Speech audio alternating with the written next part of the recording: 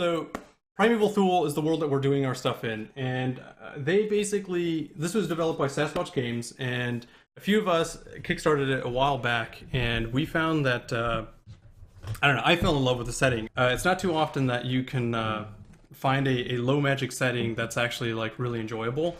And so Primeval Thule, the way that they kind of describe it is a low magic world in where this is, think of pre-Ice Age Earth.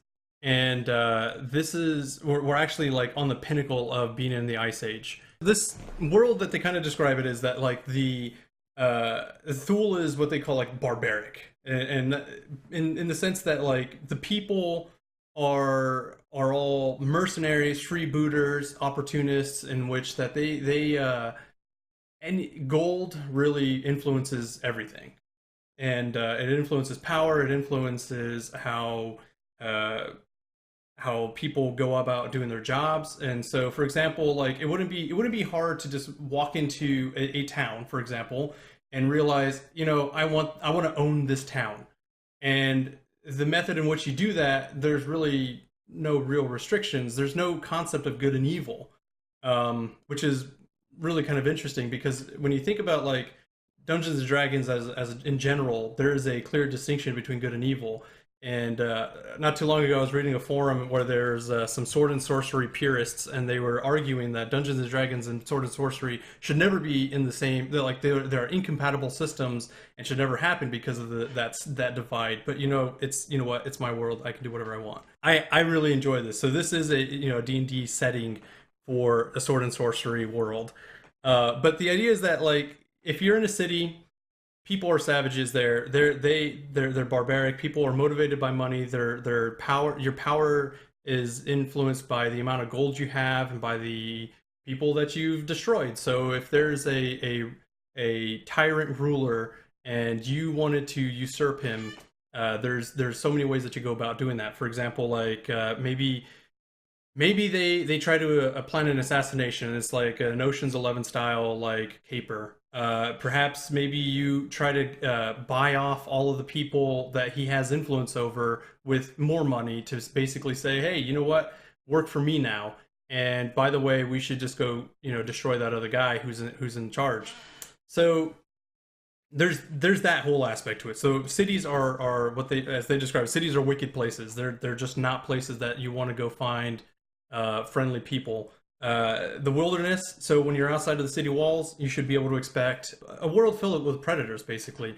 There's giant bears, think of giant sloths. There's this idea of like saber-toothed cats. Again, we're pre-Ice Age Earth, so these old extinct creatures that we know of now totally exist in this world, and they're all predators. There's no such thing as like friendly wilderness creatures, woodland creatures, or anything like that. Everything is out there to kill you, basically. If you go out to explore in the wilderness, you should be able to expect to die. And I mentioned earlier, so this is pre-Ice Age Earth, but in a alternate reality in where Atlantis was a real city. So Atlantis was one of the biggest cities to ever exist, where all the humans kind of survived and lived. And through a single event that happened over a course of like a day or two, it caused the town, the entire city, the metropolis, to basically collapse and then sink underwater, and which caused the people to spread out. I kind of think of this as like the story of Babel almost, but basically all of the people are scattered all over the world, and there's a lot of coastal cities, and because of this, and so a lot of the big major towns are all ports, they have ports, and that's basically the primary way of trading. And the whole main reason for that is because, again, wilderness is savage, and more importantly, the wilderness and the when you go further inland, it's all completely unexplored. There's very little room for there's very little that anybody really knows about in the wilderness. I would say the main landscape is mysterious in that reason. For that reason, magic. We talked about why magic is low. If you've ever seen Conan the Barbarian, which I have not, even though I probably should because we're running a Conan the Barbarian type story, magic is very low because it corrupts. When you have the people of Thule are extremely superstitious. If you cast magic around them, it's kind of very taboo. It doesn't people are superstitious to the point where they will basically uh, either try to kill you because magic is evil. Perhaps it's even like they'll run away and they'll shun you from the town. So the interactions with you in the future at that point are hindered because you casted magic in a public area. So the idea in Conan the Barbarian, for example, there's a tower with an evil wizard at the very top who basically did evil things. Conan the Barbarian basically, and he's a barbarian, he doesn't have the ability to resist magic or do any weird magic tricks to be able to stop him. So in this world, we see that you have to kind of come up with very unique and unique ways and tricks and be clever to be able to destroy magic users, basically, because they're very powerful in this world. You're just a barbarian, and there's no such thing as magic items to basically give you magic resistance. And so this is going to be an interesting campaign in that regard because there's no magic items, or there's very, very, very few. So magic is a secret that's not meant to be known, and that's really what it comes down to. So to answer the question, this was the 10-minute answer to that. Why Arn is reluctant to do that? Well, he's got a backstory that's going to be able to tell you that once we come across it, he's got a backstory that's going to explain why he feels this way about the magic. He's grown up in a world where magic is extremely evil, and people will shun you away from that. And hopefully, I think in the town of Blacktail, the ones that all the players live in, kind of understand his situation, and will probably be one of the only few towns that are actually tolerant of it. And there are other towns in Thule that might have a higher tolerance for magic, and maybe they're not. I don't know. We'll see what happens when the players, the adventurers, end up exploring the rest of the world. The final point that I wanted to make about Thule, which is really important, there's an interesting history to Thule that before the Age of Man existed. For the Age of Man, there was another part of the world that had existed, and it's kind of, we talked about how the world is mysterious. There are things to be explored. There are things to go adventure out and see.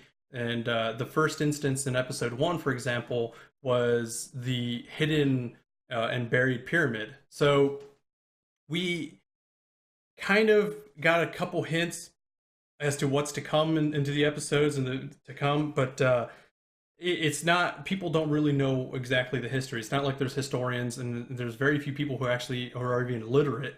But yeah, I think there's the whole history that there used to be like troglodytes. There used to be a world of Rakshasas, a world of the Great Old Ones. And by the Great Old Ones, I mean if you're familiar with any of the H.P. Lovecraft mythos, there's that whole aspect where mind flayers and alien creatures used to rule and reign and have dominion over part of the world.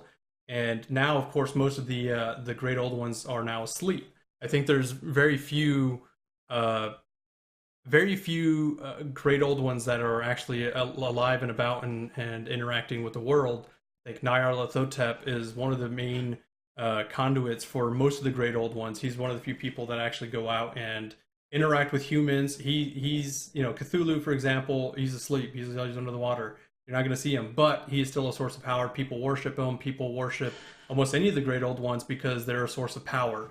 So if you ever look into like rolling a warlock or something like that in this world, you're most likely going to be drawing your power from a Great Old One that may or may not enjoy the fact that you're using his power to do something. And so there's a lot of dangerous situations that could come up with that.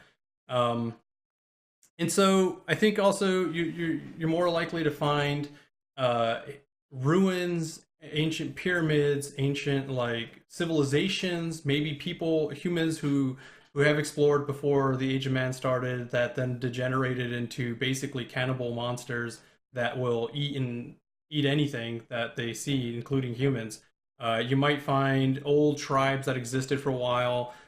You're probably going to find creatures. When you go exploring into these hidden underground temples and these underground pyramids, you're going to start finding that there's another world that existed, and you may come across weird moon beasts, star things, and I think there's like Migos. There's a lot of interesting story that could be told, and a lot of really cool things to come up with. And so I'm really excited because I came up with I got an idea of something like a story that I wanted to kind of play out through, and I wanted to have the players kind of live in this world that I kind of thought of. And so I came up with an intro.